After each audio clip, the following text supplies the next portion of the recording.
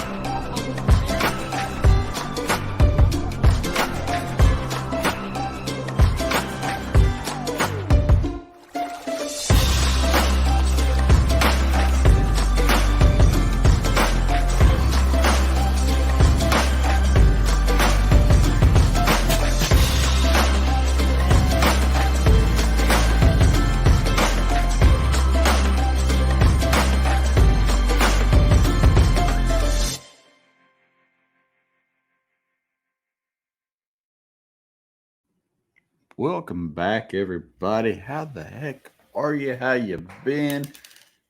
Good to see you in the comments. Yeah. Good to see you in the comments. That's just kind of how it works on the podcast live. We don't get to see everybody, but they're there. Supporting us. Morally supporting us. Yeah, man. So it's been an interesting 36 hours. PSA for all you folks out there at home: if your dog eats a corn cob, get it to the vet right away. Yeah, that's a real thing. Cows eat corn cobs all the time. I didn't think it was no big a deal. It's a pretty big deal. So apparently, so it's corn cob season. Make sure you get your dogs. Don't let them eat corn cobs. Don't give it to them. I didn't give mine to it. It was committed a robbery. But anyway, so I'm running on like 39 hours of being awake. So if I start rambling like I am right now, just defer, Zach. Just jump in there and save me. Well, in the last couple of weeks since the last time we were on, I guess you have fished a handful of tournaments. Yeah, that's to say the least. I think it's been you got 2 through the weeknight and then the weekends, and man, yeah, busy time of year. It's since the end of May and April, May, and now June, it's been busy. It's been busy. We fished our first river tournament last week, the short fish bash, as it should be called. Right. Those little under 12s. It's hard to imagine that you're going out there and you're fishing for a fish that's under 12 inches because of the slot limit. Get 2 overs and as many unders as 5. That's different. It's a different ball game.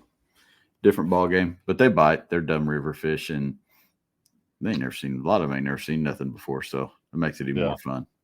Yeah. At least a lot of volume, a lot of catches anyway. Sometimes it can be tough with the good old fashioned Asian carp that have taken over the river, but that's life. We're learning, living, having fun. We're out there fishing. It's the main thing.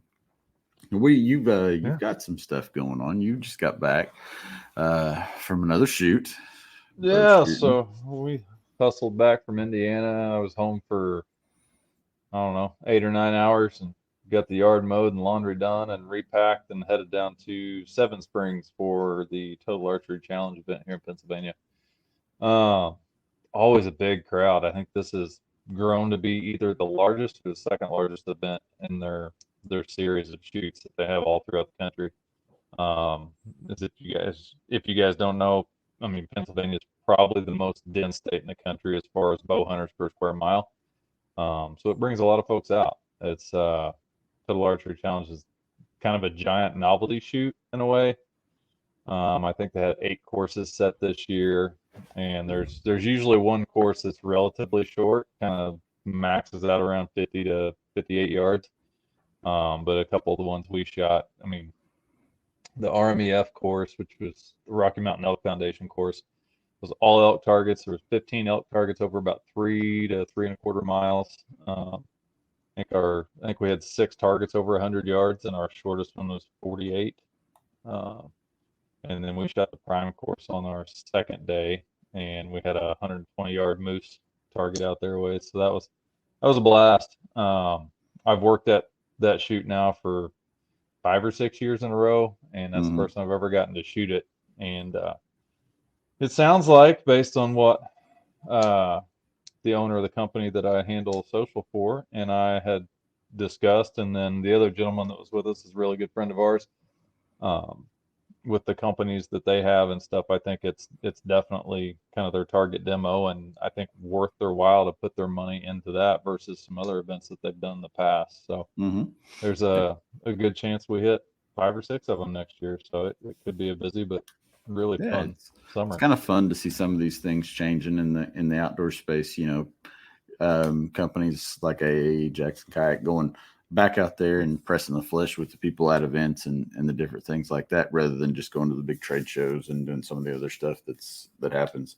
It's neat. Yeah, it's a neat thing. Yeah, the trade show, especially in the archery world, is more of a dealer specific show, but they still hit a lot of the larger professional tournaments and stuff. And I mean, with the pros and a lot of the folks shooting tournaments, as you well know, there's a lot of sponsored folks or guys running on discount staff and things like that. So it's not a real big retail effort for them or return.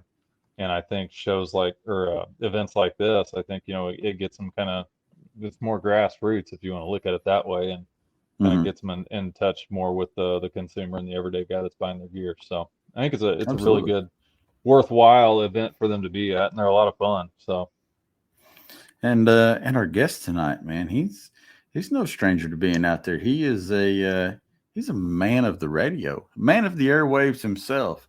He's got a little bit more experience than we do with our little podcast here. 50 episode. This is like our 50th episode that we're actually publishing. So, we're that high? We've crossed, we're going towards 100 now. So, yeah. A guy that's done way more than 100. One, the only, Mr. Joey Monteleone. What's up, man? How are you? How we doing, sir? Let me get you in the big box. You don't need to be in the little box. It ain't about us. It's about you tonight, sir. Been doing radio for 38 years, and we're live every day, Monday through Friday, 5:25 a.m., and we're hitting 38 states. So drive time on the East Coast. I don't know that we're hitting the left coast, but we're on the World Wide Web. So a lot of fun. Get a lot of fan mail from some really strange places: Japan, Australia, Great Britain, Canada, all the states. Crazy. It's fun. It's good stuff. Yeah. That's wild. I can imagine. I mean, I couldn't imagine. Some of the questions from Japan, though, have to be very interesting, no, for fishing? They idolize American bass anglers. Yes. I mean, they just think we're it. And they're on the cutting edge for a lot of different things. And they come up with a lot of things that end up getting imported into the United States. And a sabiki rig is something a lot of people haven't heard of. It's a bunch of small jigs that you can use to catch. If you're in a place that's got shad, you can drop that down there. You might catch 12 shad on one rod. I mean, some of the other things that they've come up with, and they're really hardcore quality. They want to make sure that everything is just as precise as it can be. So it makes for an interesting trade-off.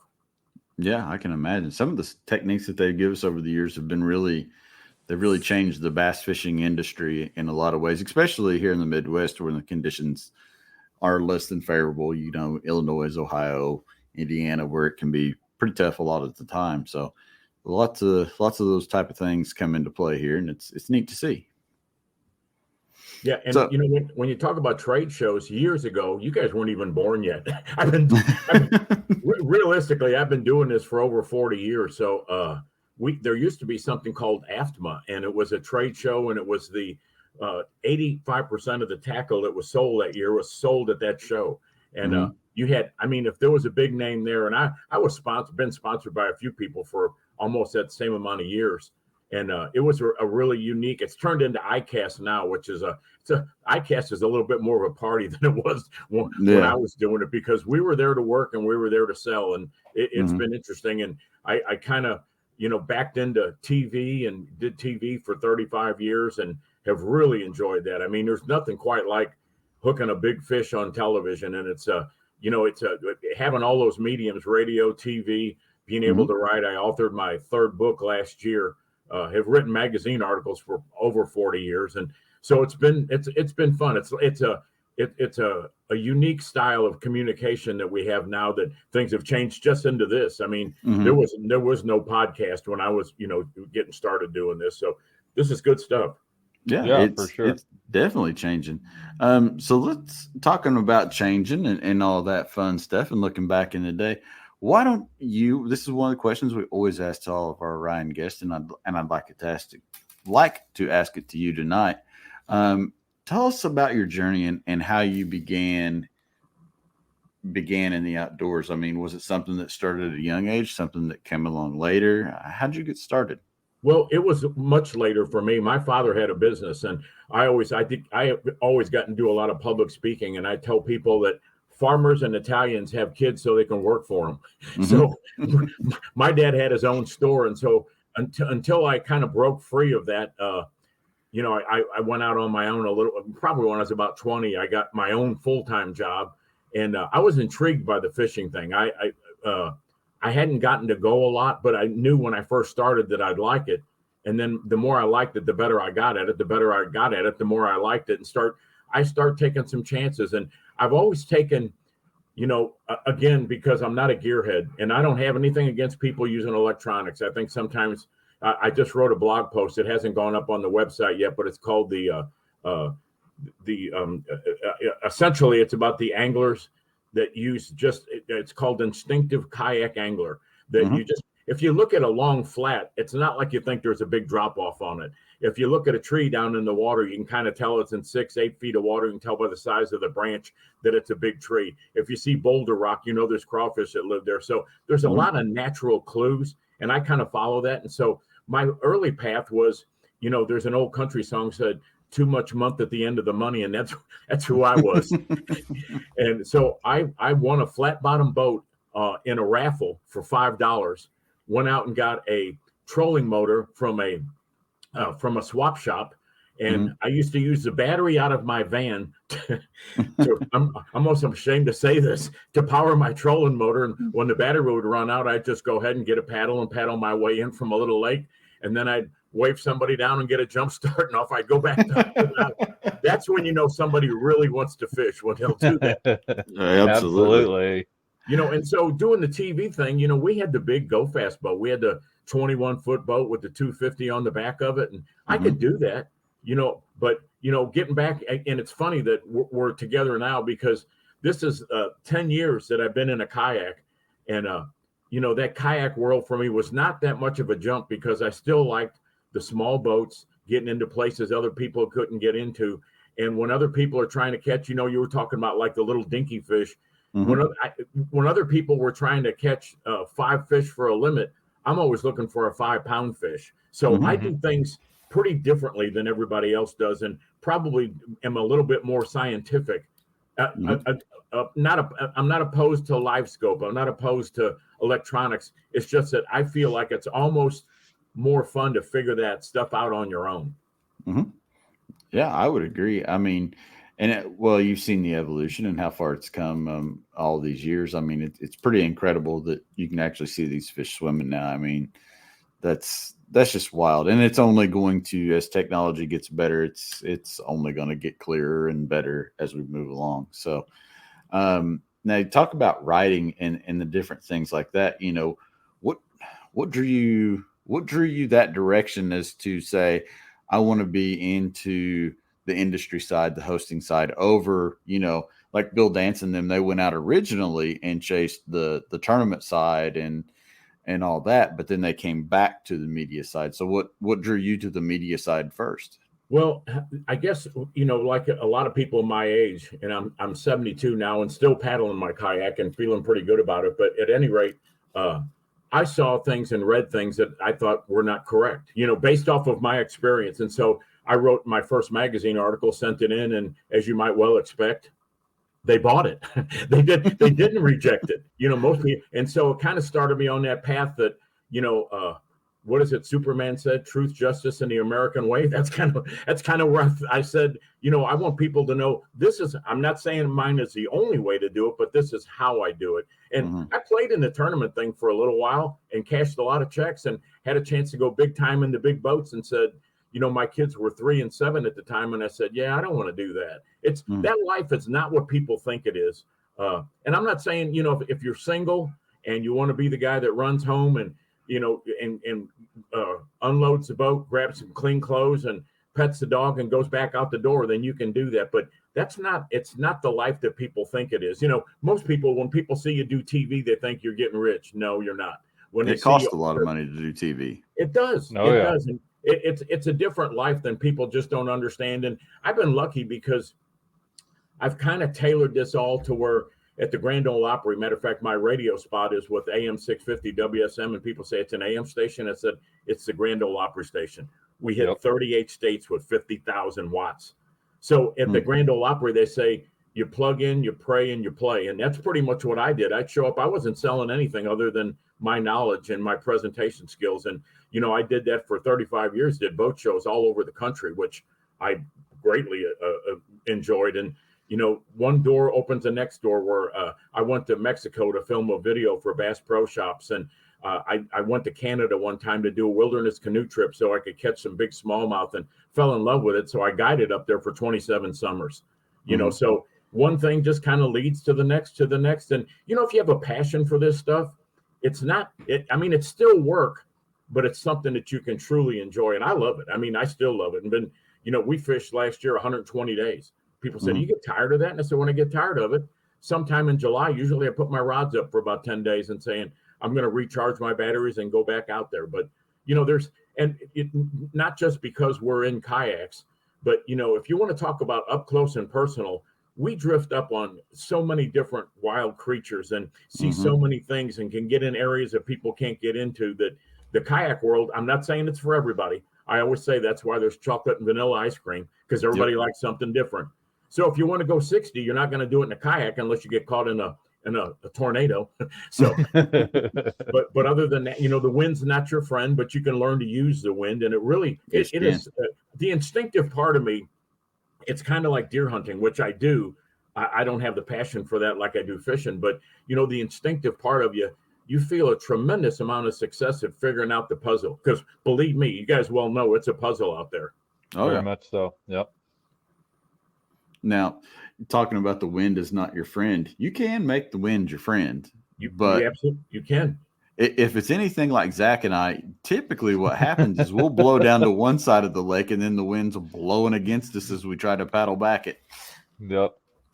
It seems like we think we'll get over here to get out of the wind, and then by the time we get there, it changes direction and cruises again. So we got to go back the other direction. Well, you got to be making adjustments to nature is a big part of any outdoor activity.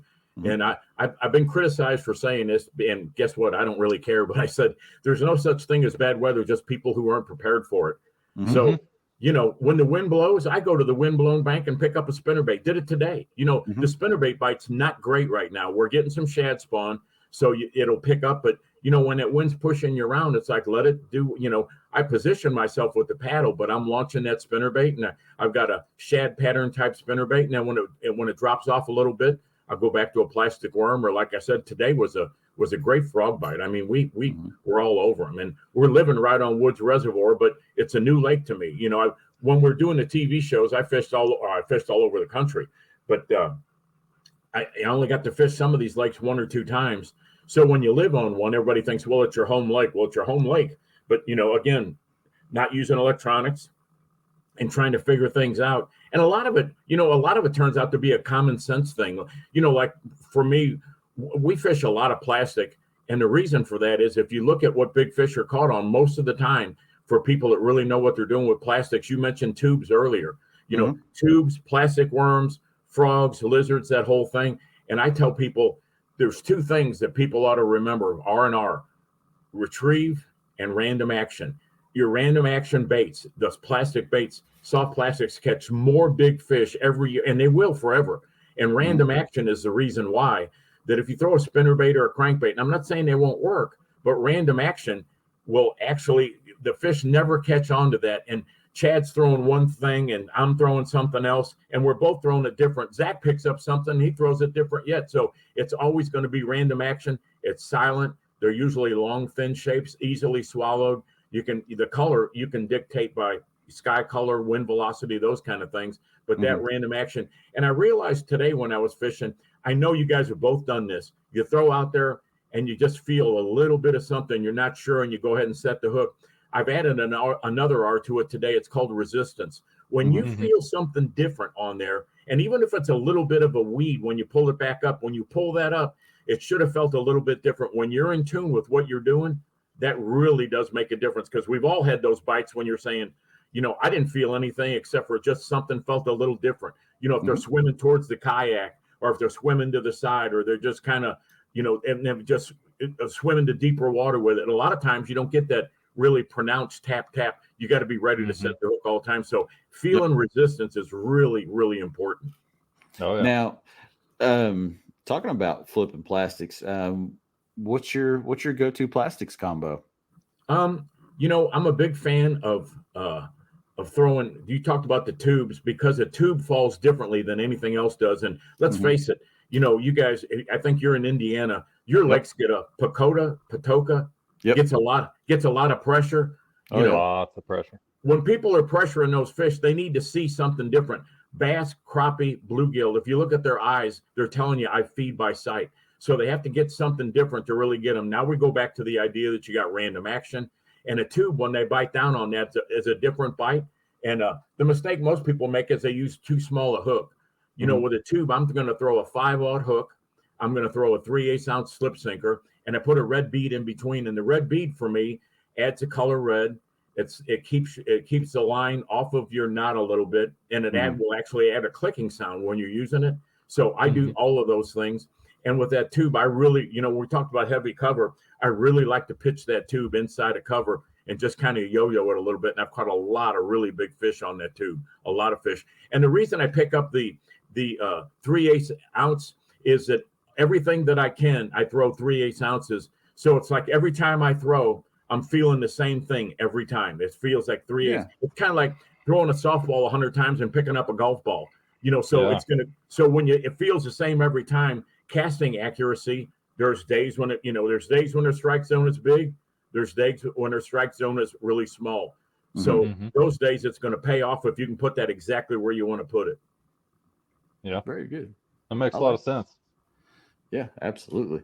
Now, rods and reels, what are you looking at for those? Are you a medium heavy guy? Do you fish medium? Well, this is another one of those things. I've been with KastKing and Lou's for probably over 35 years. So I'm the guy that's got 100 fishing rods, and I give away more of them than I keep. I can tell you that. And, I go with it's like we talked about the frog bite. I actually got to design some rods, and I designed some rods that were leaning to the side of heavy, but medium heavy is what they're marked as. So if you're, before the advent of braid, when you're using monofilament line, we all thought like 20-pound mono, you can winch them out of there. Mono's got stretch to it. It's got 10 to 15% stretch to it. So when you went to braid, it kind of made that a little bit easier. And if you look at all these big name guys that are fishing now, those rods are doubled up but what their compensation is they're using braid, which is no stretch and can make a good knot. Now, speaking about knots, I did a blog post for Jackson Kayak that said, don't go nuts over knots, is that a Palomar knot followed by a clinch knot on braid is a really good idea. Double up your knots, because sometimes that braid will slip a little bit.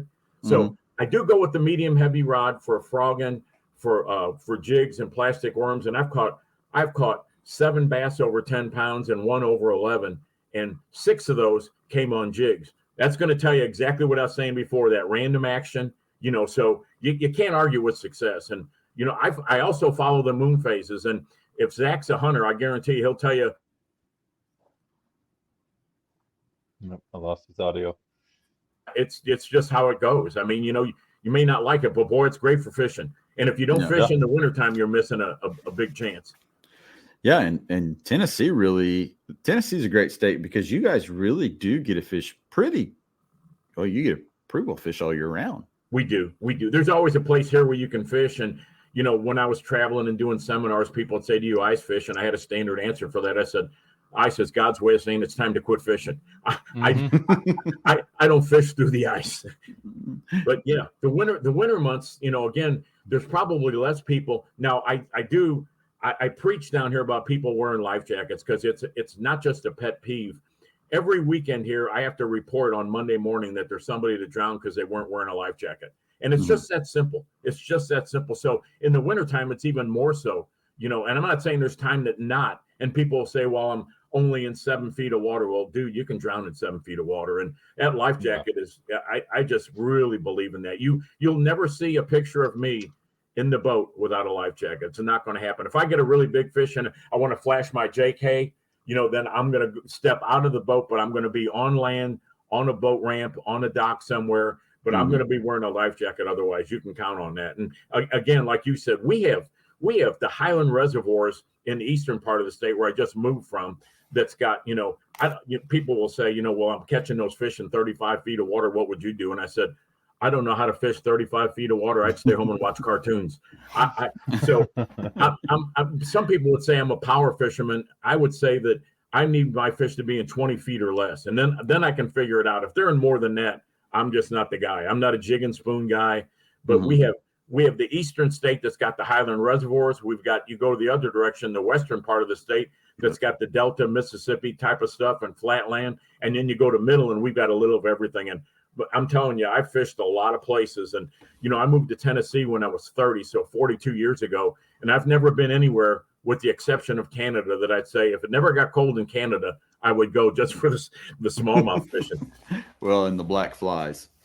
When I guided up there, I would not take a trip in there before the end of July. I would go in August because that's their fall and the black flies are gone. Yeah, because that's miserable. That's, you could catch, it was nothing to catch a half a dozen smallmouth over 5 pounds. And I was pretty specific on what I was doing with people. And when people went up there and wanted walleye again, it's like, or lake trout, I said, I'm not the lake trout guy. That's slow and deep. And I said, I'm not that guy. I'm throwing buzz baits and spinner baits and single hook baits, especially for those smallmouth, because the last thing you want to do is try to unhook a smallmouth on a crankbait you got 6 hook points and saying, yeah, that's a losing proposition when you're out in the middle of a wilderness area. Yeah, it can be. That's for sure. It can be. So we're talking about rods, we talked about reels and all that, but back to the radio thing. I'd like to hear, how did you get started on the radio channel? I mean, how did that transpire? I was doing a boat show and emceeing a casting competition, and I was pitching a jig into a cup from 30 feet away, and it caught the attention of a lady that walked up there, and she said, I'm listening to you. And she said, you've got a great voice for radio. And then the story that follows behind that is you got a perfect face for radio. But she said, you're really good at entertaining people and you keep it going. It's a lot of good discussion that you're having with people while you're doing all this. Would you like to try to do a radio spot? Well, you guys know you're out there, and every time somebody comes up there, 95% of the time that just never happens. And so her name was Jenny Harmon. She called me and said, come down to the station. Let's talk about doing this. So I went down there and we signed up to do just a Friday afternoon so that they could, people would get ready for the weekend. And it went from being fish tales and tips to inside the outdoors to Wild Side Radio, which is what it is now. It morphed into that because the TV show that we did was Tennessee's Wild Side. And actually the I'll Be Tennesseeing You, which I've got copyrighted now, came from that. When I'd catch my first fish on television, when I was turning it loose, nobody's going to remember Joey Monteleone, but when you say I'll Be Tennesseeing You, people would remember that. So the radio kind of went from one thing to the next, and now we're doing a regular feature every morning. And again, it's I've done some guest spots for other people's radio, and I guess it's it seems like a little bit of a lost art for people to do radio. That people sometimes, because if you think about it, the average person, they'll stay with a TV station or radio station for 45 seconds. If they're not into it, they switch, they go to the next thing. So you got to really hit them. You got to have hard hitting stuff. And the trademark of this show that I try to tell people not what happened last week, because that doesn't matter. So if I'm fishing, like tomorrow morning, I'm going to tell them the water temperature here is 78. Water's relatively clear. We had a northwest wind that kept the temperature down to 74. And, this is what we found. We found fish as shallow as 4 feet. We found fish as deep as 18 feet.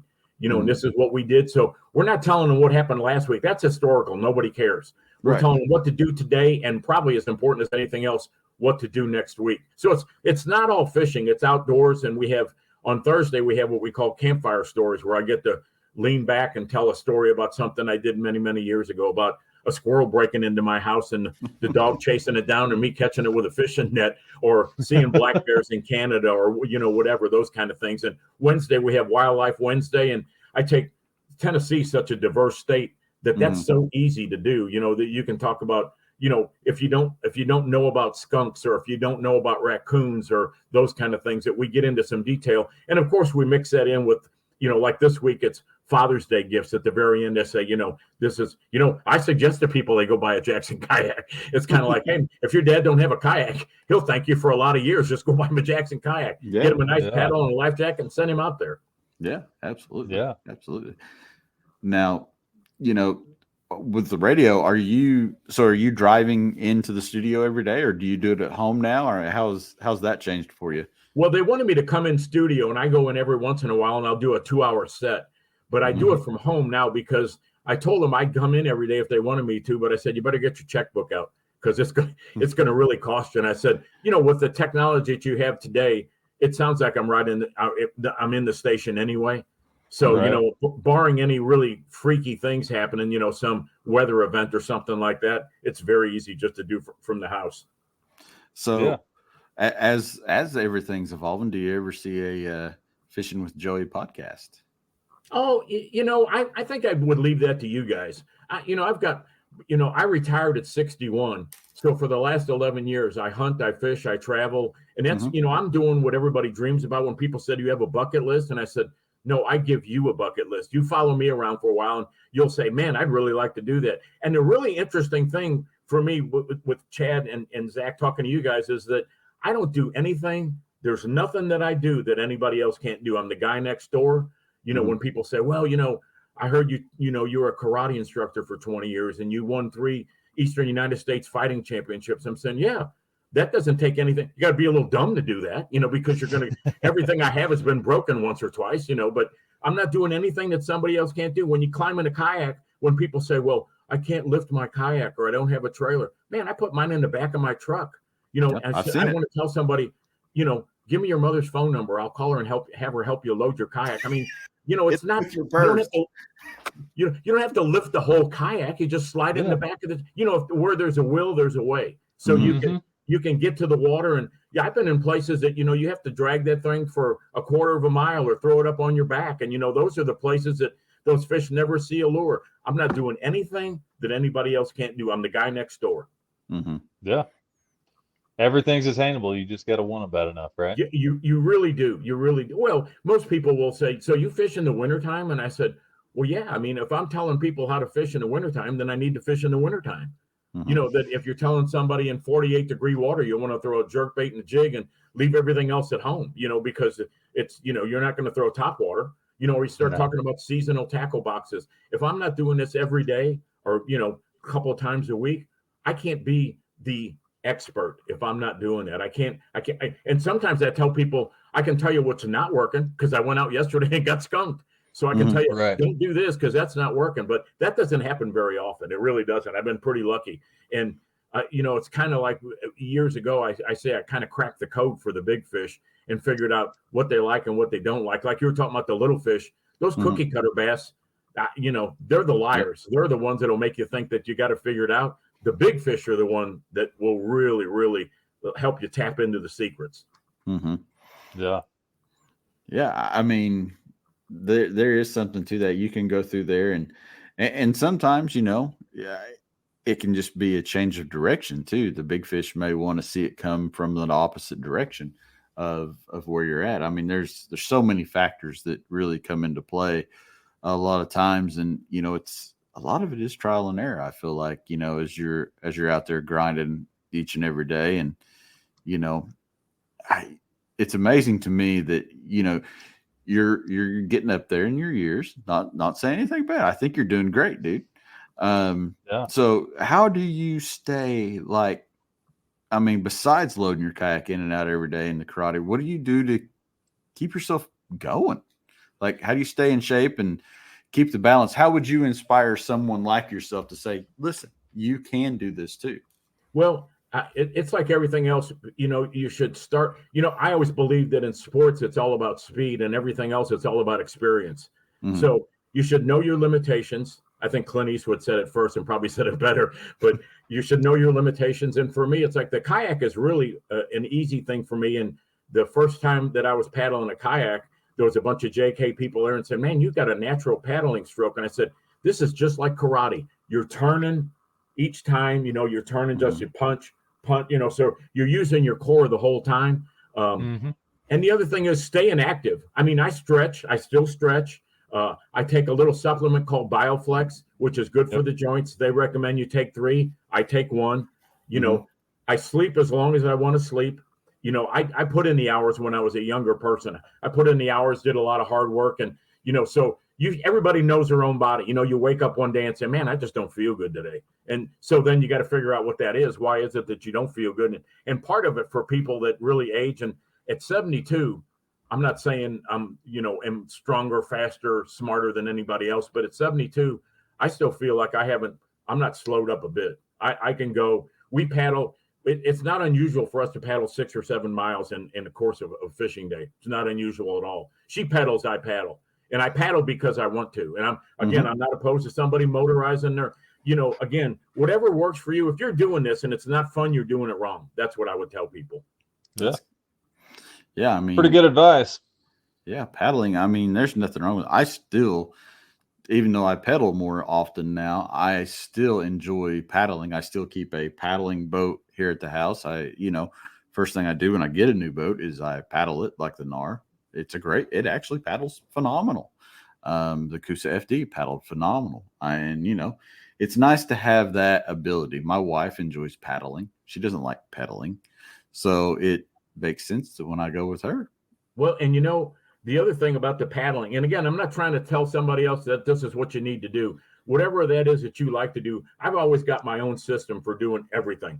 And to me, the paddle becomes, you know, and I've said this before in a lot of in podcasts and in blog posts, that paddle becomes your outboard and your trolling motor. And probably most important, even if you're in a big boat, the big boat the motor gets you there, but the trolling motor is what's going to set you apart. So the paddle allows you to go in. Today, when I'm correcting, because I stand up 90% of the time, that's the other thing. The karate gives you good balance, or pretty soon you become a good swimmer one way or the other. But that paddle gives you the chance to make smaller corrections, and the drift in there, I call it, because again, the martial arts thing, put you in ninja stealth mode, that you are going it. I had a fish hit that frog today that wasn't 3 feet from the front of my boat. That fish never knew I was there ever. So it's, you know, the trolling motor does one thing. I'm not against the pedals, but sound travels through water 5 times faster than it does through air. Yes, it does.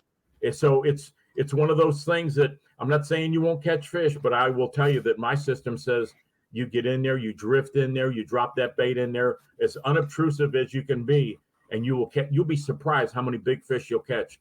You know, people say, well, that body of water doesn't have any big fish in it. There's some truth to that. Not every body of water has big fish in it. It takes healthy water, a diverse forage base, and you know, and people being smart enough to do some catch and release. Like, I would never fillet a 5-pound bass. It's not going to happen. I eat fish. I certainly eat fish. And when crappie season is on, it's like, you know, I do a 50-50 rule for crappie in the spring. I keep one, I leave one, I keep one, I leave one. And I don't clean more than 10 or 12 of anything, because I know I can go back and catch another limit if I wanted to do that tomorrow. But I catch enough to make a meal or a meal and a half. But if you've ever deep fried crappie, believe me, there's not any leftovers. No, not at all. This is kind of a conversation I'm going to throw at you. Zach and I and our other Hanyaks that we call friends have had this conversation multiple times. And it kind of goes, my philosophy on this kind of goes back to farming in a way. If there's a farm and it's a fenced farm, There's no free range or anything like that. And you've got a bull. Eventually, this bull has run his course. It's time for Farmer John to get a new bull to put with the herd because, new cows have come in, or you've kept some of the young heifers that have grown up, and, you need to get a new bull so that your genetics stay good in your herd. A lot of times, some of these locked or fenced reservoirs that are not not really fed by much more than a small creek. They're not like the Tennessee River, the Cumberland River, any river system, so to speak. They don't really get restocked very often. They may have built this lake in the 60s, and these fish have been there since the 60s with a very minimal restocking. So they haven't added any new bulls to that. Do you believe that that's, not an influx of new fish into a reservoir like that is potentially what hurts long-term because you're not putting a new bull into the pen? Well, you make a good point, but I would offer this, that genetically, for every pound a bass weighs, a female weighs, she can lay 1,000 eggs. Out of that 1,000 eggs, 2 of them make it to 2 pounds. But so if you're in a very fertile lake, and lakes when they're freshly built are very, very fertile. You can look at every lake that's ever been constructed. For the first 5 years, everybody says it's a bass factory, it does do that. As long as the water quality is maintained. And I think people have gotten a little smarter about catch and release. And the fact that you can make a replica now and you don't have to take that fish. And, those big fish can genetically produce more big fish. And unless you have a big die-off, which you can have, that can happen. But unless you have a big die-off, just natural bodies of water, if you've gotten to go to places that are, when I was in Canada, when I was in Mexico, you can see that those places, the smaller fish don't survive. The big fish do. They're genetically predisposed. They actually get a little, I don't want to say smarter, because a bass has got a brain about half the size of a hazelnut. They're not smart. They become conditioned. But one of the things you'll learn is that if you look at bass, when they're little, they don't realize how big or little they are, and they will chase little bait. Well, a big fish realizes that when it runs through a bunch of 1-inch minnows, it doesn't get many of them because their gill rakers get bigger. So they start eating. The ones that get bigger eat bigger. So the idea of a bigger bait and a bigger bass is probably, I think, more accurate than people realize. But what happens is the ones that don't get it, they do die off. There's no question. So the superior ones live, and the lifespan for a bass where you're living is probably about 10 or 11 years. In Florida, it's about 7 or 8 years because they burn themselves out. So, I'm somewhere in between. So, bass, you can actually take a scale from a bass, and it's like when you cut a tree, and the rings in a tree are called annually. That's Latin for the rings for years. And a bass scale has got exactly the same thing on it. It's got where you can judge how old a bass is by that. With deer, you can look at the teeth or the antlers or whatever and figure it out. But with a bass, you can do that. And your point's a good one. But I think people probably are a little bit more in tune with. I can show you pictures from old magazines because I collect that old stuff. And people were fishing for food. In 1944, the Creek Chub Lure Company, the guy told me we sold more artificial baits during the Depression than we did any other time. And I said, well, that doesn't make any sense. And he said, well, it does when you realize people were fishing for food. Nobody put anything back. Right. So now people are smart enough to say, it's a culture where we say we're going to return that. Let them go, let them grow. There's a bunch of little slogans, but people want to go back, and I think I really believe people would rather catch 2 really big fish than 10 cookie cutter bass. I know for me, 100%. It's such a rush. I actually sit down when I hook a big fish because I stand up when I'm fishing, but I sit down when I'm reeling that big fish in because, sometimes still after, and it sounds like a brag, but it's documented. I stopped counting after 1,500 fish that weighed over 5 pounds. I've been in great places. I've gotten to fish a lot, and I've kind of figured out what they do, but I still get excited when I get one on. I still get excited. It's just, my knees are shaking and my hands are shaking. When you're done, you pull a 7, 8, 9 pound. I caught a 9-pound fish about a week and a half ago. Mm-hmm. I'm telling you, I couldn't wait to call everybody and send the pictures out. That's my electronics. I grab that cell phone, and everybody that I know and some people that I don't are going to get pictures. Well, I think you said it right there. I mean, anytime you catch a fish of substantial size, it's going to cement that memory a lot harder than all those, those short fish.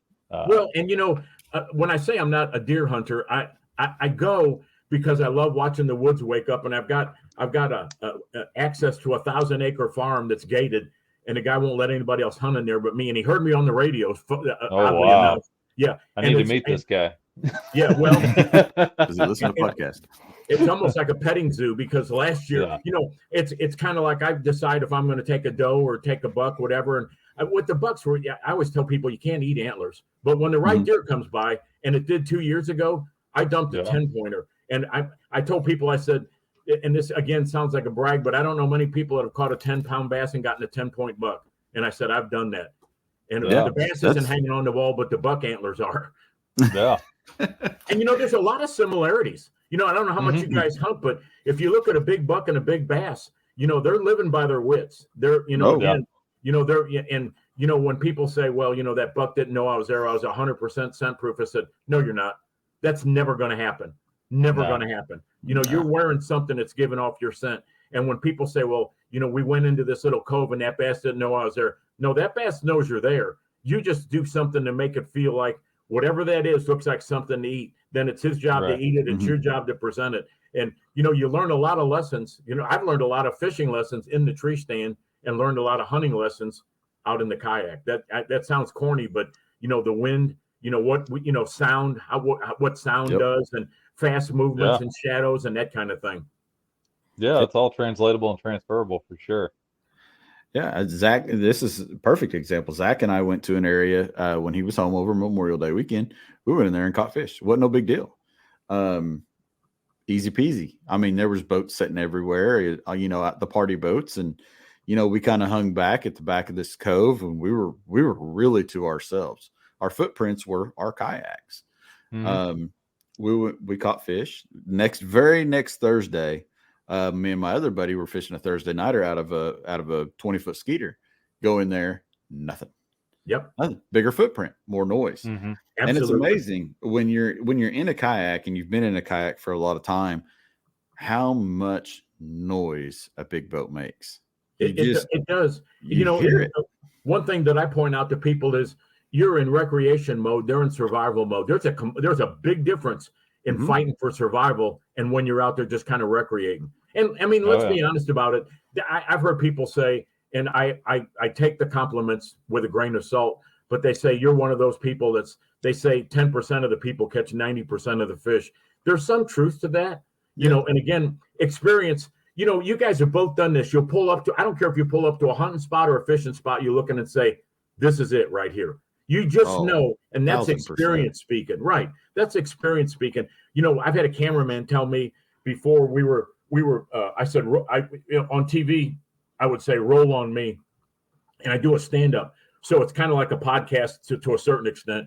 And I said, I'm going to throw a crawfish colored crankbait, or I'm going to throw a soft plastic crawl over at the base of that spot right there. And they said, well, why? And I said, well, there's a lot of limestone rock and it's fallen, and it's 2 mud banks on the side, and gravity's been working for the last 9 million years, means there's a lot of limestone rock down there and crawfish live in there. I'm going to throw in there and catch a fish. And cast in there, in the first cast, I caught a 2.5 pounder. And somebody said, how'd you know that? And I said, some of it's common sense, some of it experience. And there was somebody else along, a tech guy was along, and he asked the cameraman, said, have you ever seen him do that before? He said, 500 times. He said, it's just, he looks at it and he knows, and it is, you just know that's the spot. Doesn't work every time, but there's that little, it really truly is a sixth sense that you should follow when you're in the outdoors. Well, that's the difference between experience and wisdom, right? Yes. You can have the knowledge to do it, but do you have the experience to apply it? And just, rolling up on a spot like that, reading the context clues, the environment and everything, and just knowing, color choice, bait profile, presentation, and it just, things happen the way they're supposed to happen. I was fishing a benefit tournament in Missouri, where I'm originally from, and I went back and they called it Dream Factory.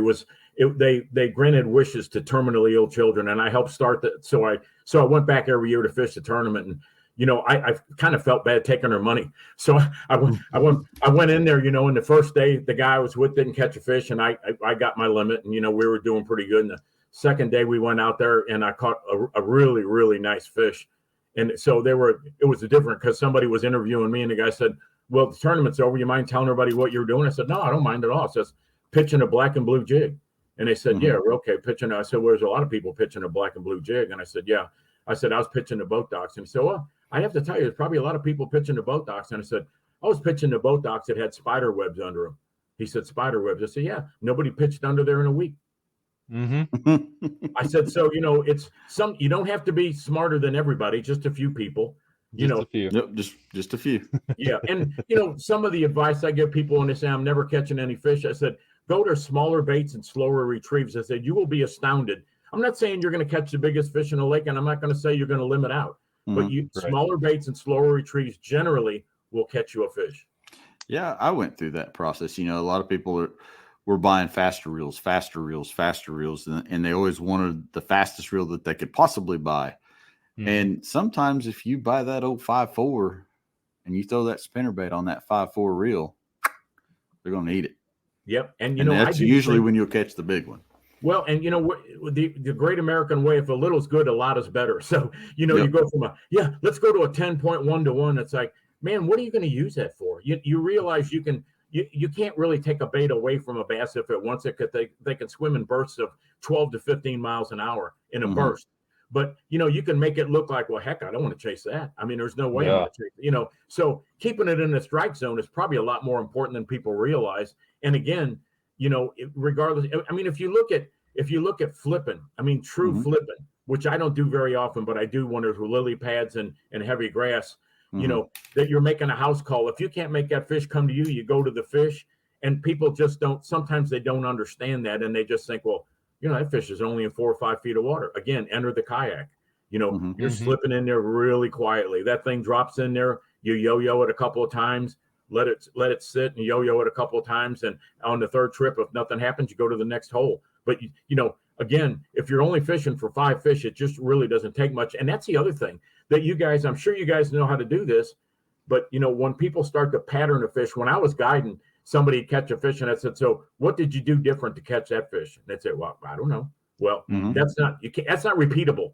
So if you want to put a pattern together, whether you're fishing for fun or casting for cash, you got to put a pattern together, and it's really not that hard to do if you're paying attention. Yeah, that's good. Okay. Well, we are about 10 minutes here left to go. You have got a couple questions from the audience based on comments that you've made tonight. I'm going to read them to you. Okay. Yeah. Joey Lasprey. He wants to know what your favorite cartoon is since you don't go ice fishing. Well, I still like the Roadrunner and the Coyote. And the only reason I really like that is it's a big lie, because a Coyote's faster than a Roadrunner. Okay. Adam Fraser, he wants to know where you guided up in Canada. He said that's super cool. I went into an area called the Quetico. It's a government protected area. They call it the Boundary Waters in Ely, Minnesota. If you're coming up through there, I was going in through Canada, coming down, and it's 3 million square acres, and with 1 million square acres of water. And it's the best smallmouth fishing in the entire planet. It's got northern pike, smallmouth. It doesn't have any largemouth. It's got lake trout, and it was more fun than should be allowed by the law. And I mean, I was going up there, coming back with a little jingle in my pocket. Somebody was paying me to teach them how to fish, and I was getting a vacation out of it. So it was a very interesting place, very interesting. It was nothing. I've had days when I caught 100 fish, but I'm not 100 fish a day guy. I'm not trying to catch 100 fish. I'm trying to catch, if I have my choice, I want to catch everything over 5 pounds. I like to catch 5 over 5. So that trip up there, if you just fish the points and you were in a canoe, and I was married at the time, and the guy said to me, boy, I bet you really miss your wife. I said, you know what I really miss is my trolling motor, because I'm even to paddle all over these lakes to try to find these fish. But the smallmouth bite was unbelievable. I like that one a lot. Any way you wanted to catch them, it was really something. Now, Lance McCorder, team member Lance McCorder from Jackson Kayak, he wants to know if you would be interested in becoming his dad. Well, I'm not your dad. He doesn't. Oh, goodness. Shoot. Let's see. I think that was our big questions that the guys had put in here. A little shameless self-promotion. I spend a lot of time writing my second book. It's called 60 Seasons. And there's no secrets. Everything's in the book. And, it's relatively cheap for what you think. For a lot less than you can buy a rod or a reel. For $19.95, you can go on Amazon and get 60 seasons. And whether you fish for crappie or catfish, I look at some lures and say, you can catch a walleye on a crankbait, just the same crankbait you catch a bass on. You look at soft plastics and you can catch every manner of fish on a soft plastic. So there's a lot of little things that make a difference, the detail things that make a difference in trying to catch a bunch of fish and big fish in that book. And I get people all the time would say, they'll call or they'll email or they'll message and saying, what are you doing such and such? And I said, did you buy my book? And I said, no. I said, buy the book. It's the answers are in the book. It's kind of like if you're a person of belief, when somebody says something, I said, it's in the Bible. I said, all you got to do, look, every answer is in the Bible. I'm not saying my book is the Bible, certainly, but I am saying there's 60 seasons of experience that are sitting in those pages. And it's got probably, I think it's got somewhere in the neighborhood of 160 different titles.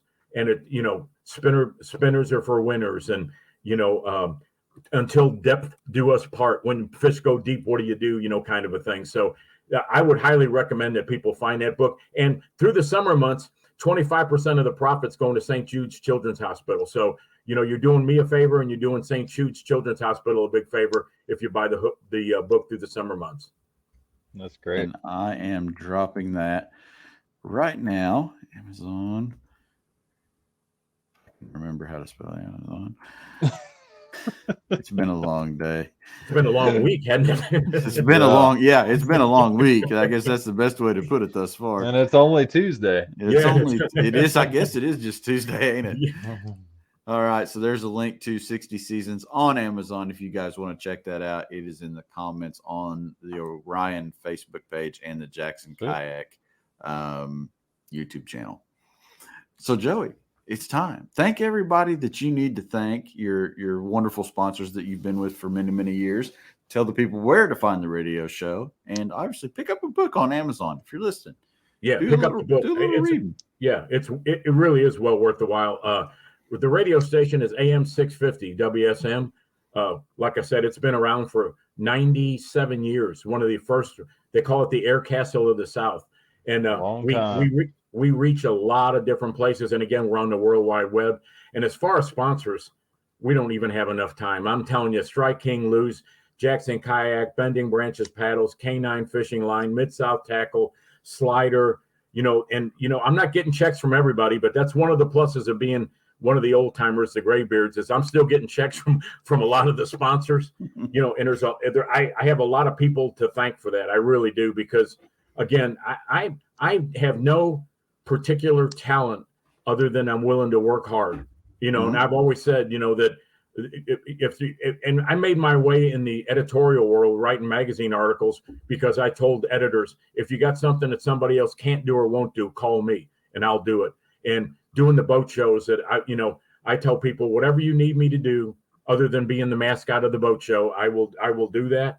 And for 35 years, I did boat shows all over the country and I'm not saying I didn't like the money. I did like the money, but you meet new people and when you're talking to people and you're getting that head nod from people where they understand exactly what it is you're saying and you're reaching them and you go through generations. I was on the launch ramp at Kentucky Lake and I was helping a guy back his boat in and I introduced myself. He said, I know who you are.